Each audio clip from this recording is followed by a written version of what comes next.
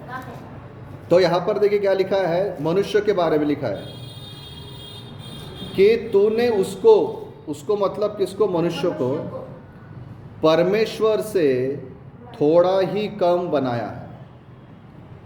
ये जो चीज़ है, ये बात जानवरों के बारे में नहीं लिखी गई, पेड़ पौधों के बारे में नहीं लिखी गई, सिर्फ मनुष्य के बारे में लिखा गया है कि परमेश्वर ने मनुष्य को परमेश्वर से थोड़ा ही कम, बहुत कम अंतर होगा शायद, उतना बनाया है। और मनुष्य को उसने महिमा और प्रताप का मुकुट उसके सर पर उसने रख दिया।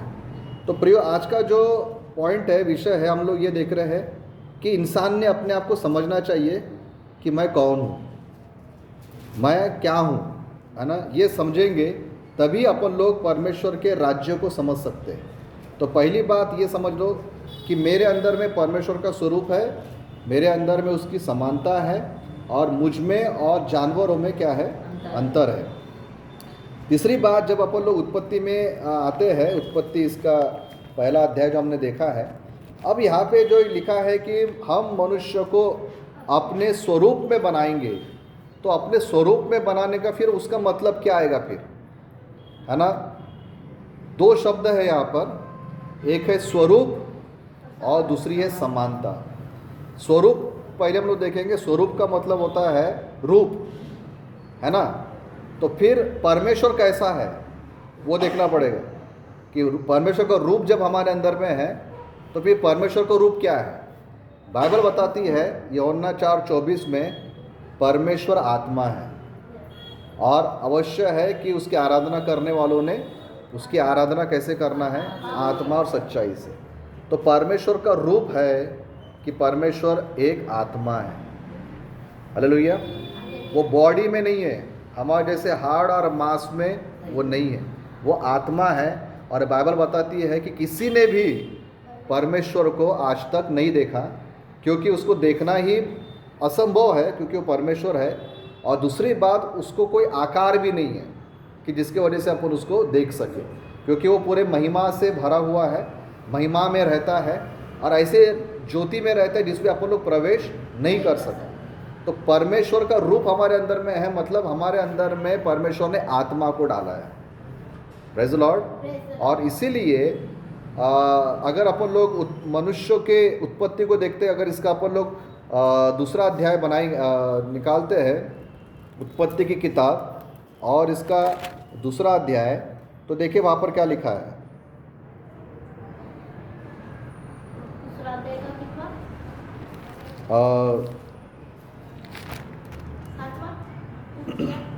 सातवां वचन, 2 अध्याय का 7 वचन। तब यहोवा परमेश्वर ने आदम को भूमि की मिट्टी से रचा और उसके नथों में जीवन का श्वास फूंक दिया और आदम जीवित प्राणी बन गया। तो देखिए यहाँ पर क्या लिखा है, पहले आदम को कैसे बनाया परमेश्वर ने, मिट्टी से बनाया, है ना। यहाँ पे क्या लिखा है, इस वचन के अनुसार परमेश्वर ने आदम को भूमि की मिट्टी से रचा। हम लोग मिट्टी से बनाए गए हैं। दूसरी बात, फिर परमेश्वर ने क्या किया, उसके नथनों में जीवन का श्वास फूंक दिया। ये सारे काम परमेश्वर ने जानवरों के साथ नहीं किए। मिट्टी से हमको रचा और हमारे नथनों में जीवन का श्वास डाल दिया, और तब से आदम जो है वो क्या हो गया, जीवित प्राणी बन गया। अब ये जो जीवन का श्वास उसने हमारे अंदर में डाला है, ये है आत्मा, है ना। ये है आत्मा जो उसने हमारे अंदर में खुद की सांस में से, है ना, परमेश्वर ने अपनी सांस हमारे अंदर में डाल दिया, और ये जो है ये आत्मा को दर्शाता है। मतलब इसलिए बाइबल बताते हैं कि परमेश्वर ने अपने स्वरूप में बनाया, मतलब अपनी आत्मा उसने हमारे अंदर में डाल दिया।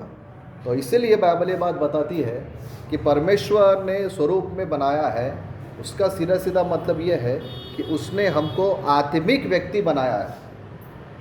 हालेलुया। भले ही वो शरीर में बना हुआ था, भले ही वो मिट्टी से बनाया गया था, लेकिन तब तक उसके अंदर में जान नहीं थी, वो चल फिर नहीं सकता था। लेकिन जैसे परमेश्वर का श्वास उसके अंदर में गया, तब से वो क्या हो गया, चलने फिरने लगा, जीवित प्राणी बन गया। तो मनुष्य कौन है, मनुष्य ये आत्मा है। हालेलुया। पहली चीज़ मनुष्य क्या है, आत्मा है, क्योंकि परमेश्वर के स्वरूप में जब बनाया गया तो उसका मतलब ये है कि वो आत्मिक रूप में परमेश्वर के जैसा वो बनाया गया है। हालेलुया, है ना। तो हम कौन हैं? हम परमेश्वर के स्वरूप में बनाए गए हैं। हम कौन हैं?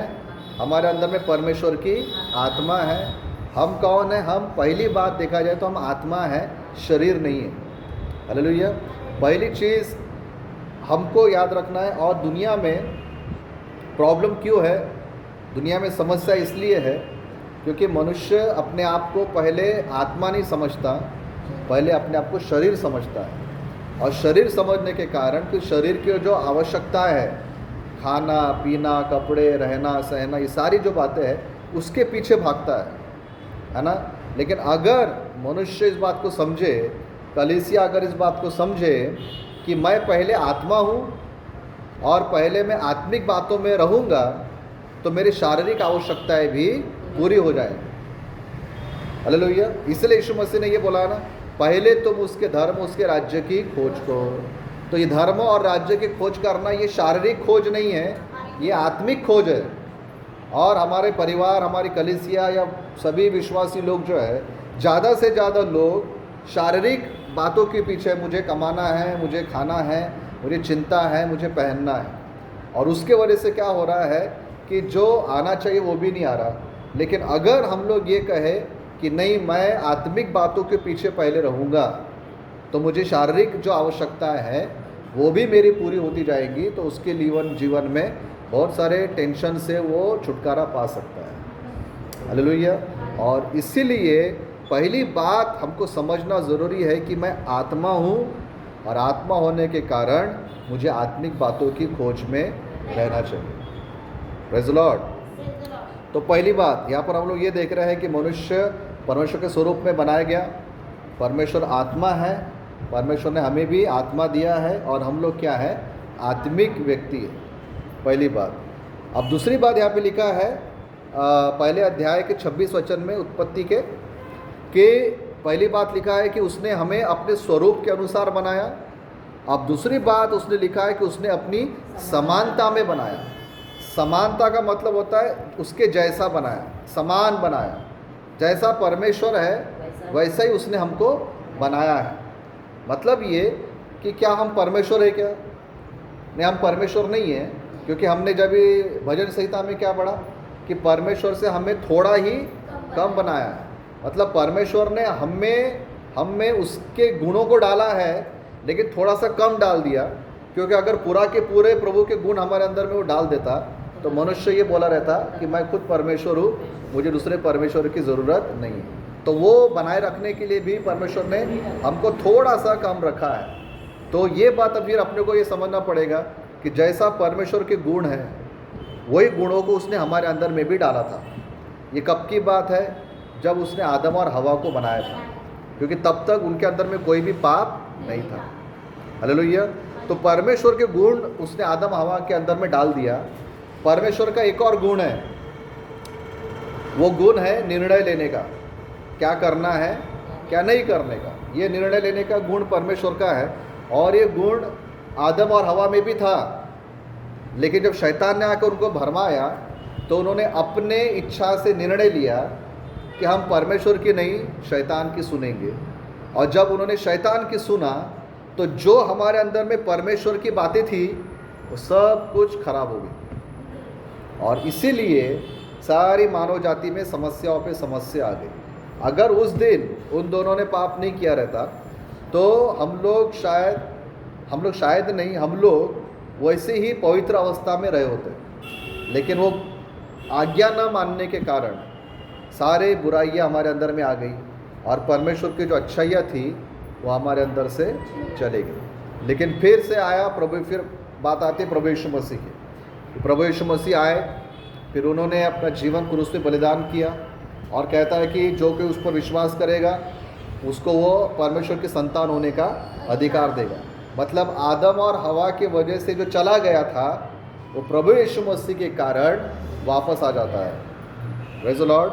तो यीशु मसीह ने क्या किया है कि जो हमारा चला गया था वो उसने हमको क्या कर दिया? वापस कर दिया। अब फिर से एक बार हम लोग 26 वचन में आएंगे, जो उत्पत्ति 26। पहले उसने हमें अपने स्वरूप समानता में बनाया, और क्या लिखा है, और वे समुद्र की मछलियों और आकाश के पक्षियों और घरेलू पशुओं और सारी पृथ्वी पर और सब रेंगने वाले जंतुओं पर जो पृथ्वी पर रेंगते हैं क्या रखे, अधिकार रखे। मतलब परमेश्वर ने आदम और हवा को इसलिए बनाया था कि मैं तो स्वर्ग में हूँ, तुम मेरे प्रतिनिधि या तुम मेरी ओर से काम करना, और पृथ्वी पर की सारी बातों को जो मैंने बनाया है इस पर तुम अधिकार रखना, इसको तुम चलाना, है ना। और आगे भी 28 में देखो परमेश्वर उनको आशीष देते हैं, और परमेश्वर उनको आशीष दी और उनसे कहा फूलो फलो और पृथ्वी भर में भर जाओ और उसको अपने वश में कर लो, और समुद्र की मछलियों और आकाश के पक्षियों पृथ्वी पर रेंगने वाले सब जंतुओं पर क्या रखो, अधिकार रखो। इस वचन में दो बातें आई है कि सबको अपने वश में कर लो, और दूसरी बात क्या करो, तुम उन पर अधिकार रखो। मतलब आदम और हवा को प्रभु ने बोला था कि सबको तुम अपने वश में रखना और उस पर तुम क्या करना, अधिकार चलाना, तुम मेरी ओर से पृथ्वी को चलाना, है ना। भजन संहिता में एक वचन लिखा है कि स्वर्ग तो परमेश्वर का है लेकिन पृथ्वी उसने मनुष्य को दिया है। हालेलुया। मतलब ये कि पृथ्वी का अधिकार किसको दिया गया था, हमको, ताकि हम लोग उस पर अधिकार रखें। लेकिन वही बात हुई कि पाप के कारण वो जो अधिकार था वो हमारे हाथ से छीन लिया गया, या हमने हमारा जो अधिकार था वो हमने शैतान को बेच दिया, और शैतान तब से क्या कर रहा है, पूरी दुनिया पर राज्य कर रहा है। लेकिन अब बात आती है परमेश्वर के राज्य की। शैतान राज्य कर रहा है, वो अभी भी जीवित है, अभी भी पावरफुल है, अभी भी वो काम कर रहा है। लेकिन जब प्रभु यीशु मसीह आए तब उन्होंने अपने को ये प्रार्थना करना सिखाया, हे हमारे पिता तू जो स्वर्ग में है, तेरा नाम पवित्र माना जाए, तेरा राज्य आए, है ना। ये प्रार्थना करो कि क्या आए, परमेश्वर का राज्य आए। तो परमेश्वर का राज्य आएगा कैसे, किसके द्वारा आएगा, हमारे द्वारा आएगा। हालेलुया।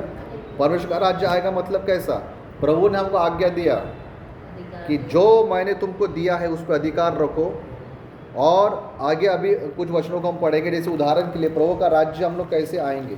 सबसे पहली बात तो ये है कि संपूर्ण अधिकार यीशु मसीह का है ना। मत्ती 28 में क्या लिखा है, स्वर्ग और पृथ्वी का सारा अधिकार मुझे दिया गया है। सबसे पहले बात यह है, अधिकार किसके पास में है, यीशु मसीह के पास में, ठीक है।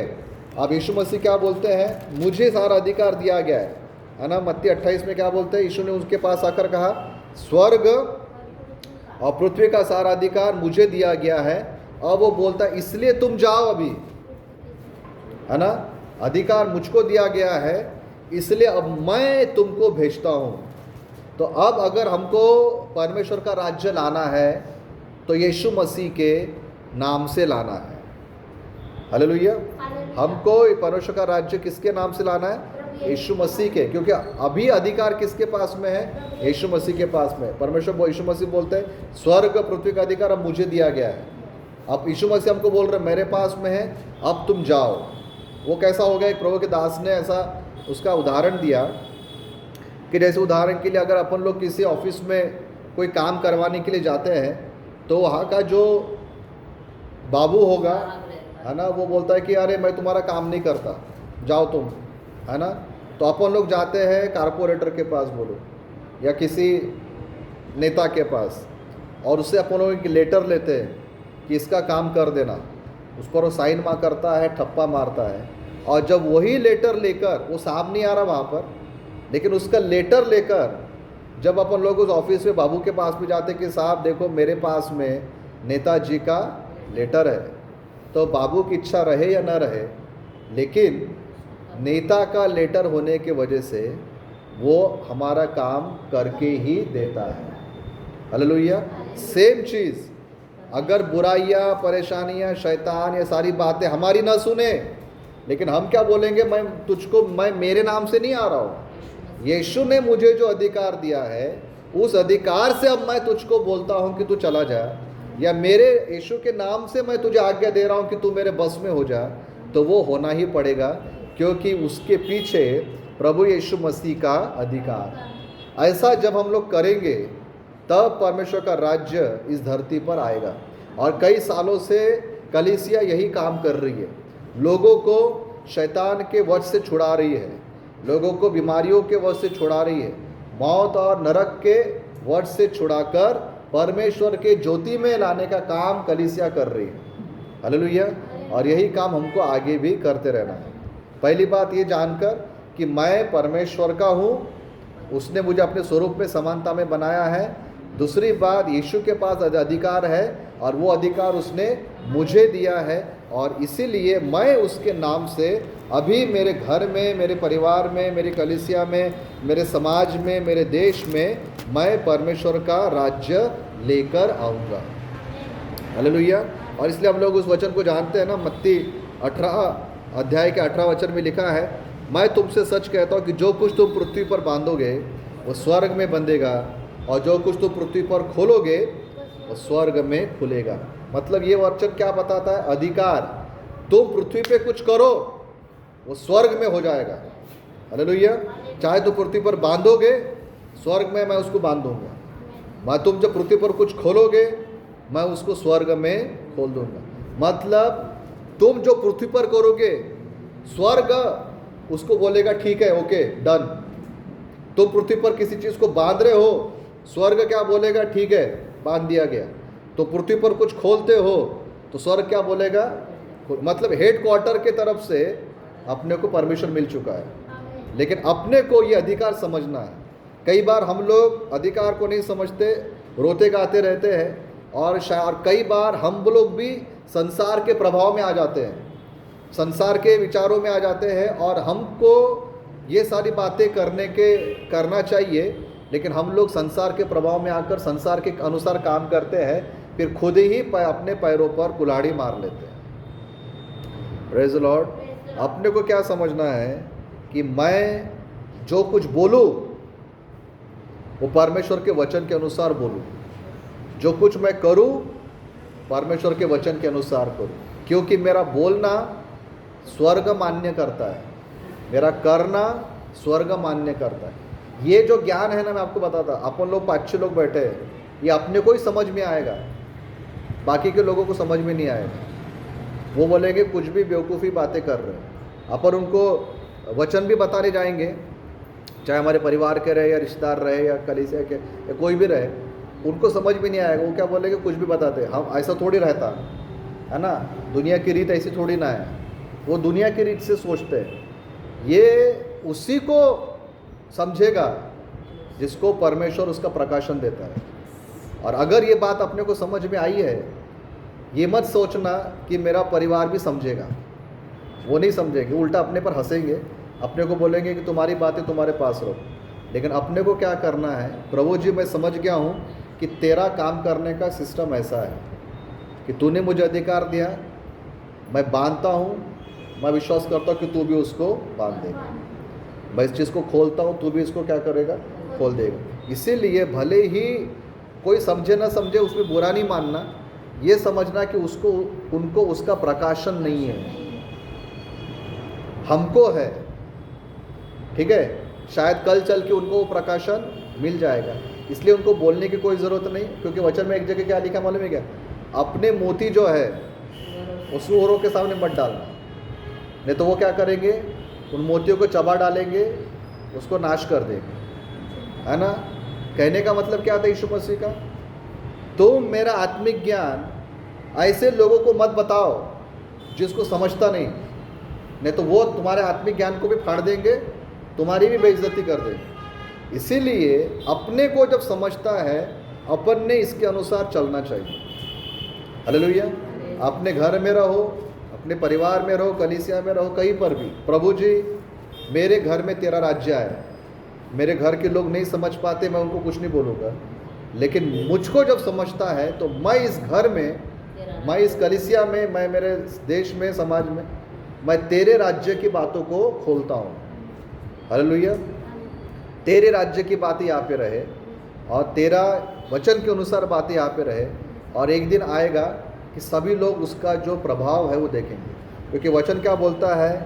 शैतान ने राज्य को चुरा लिया था, लेकिन यीशु मसीह ने राज्य को वापस लाया है, तो वो राज्य को हमारे द्वारा ही आना पड़ेगा।